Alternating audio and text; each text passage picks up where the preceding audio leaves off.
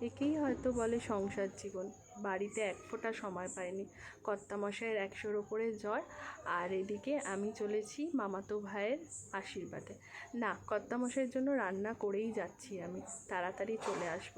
গাড়ির ঝাঁকুনি খেতে খেতে নখে একটুখানি নেল পেন্ট করে নিলাম। কেরম লাগছে ছোট্ট ছোট্ট নখে তোমরা অবশ্যই জানিও।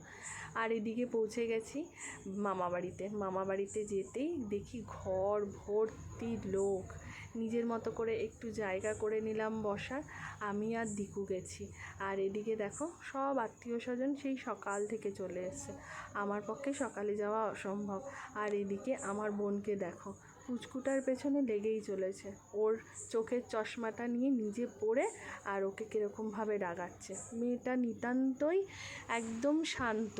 হ্যাঁ, হতে পারে একটু গুন্ডি, কিন্তু খুবই শান্ত। আর এদিকে যেই দেখেছে আমার ক্যামেরাটা অন, বলছে কি, এই দাঁড়া, তুই ব্লগ করছিস, আমাকে আগে বলবি তো, আমি চশমাটা পরে নিই বলে আবার একটু পোজ দিয়ে দিল। কীরকম বদমাস চিন্তা কর। আর এদিকে আমার ভাইকে সবাই মিলে গিফট দিচ্ছে দেখো।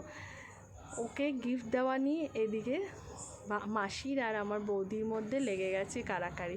মাসি বলছে আমাকে দাও, বৌদি বলছে না, যার আশীর্বাদ তাকেই দেবো। চলো, আরও ভাইয়ের আশীর্বাদের দ্বিতীয় পর্ব আসছে, খুব মজা হবে।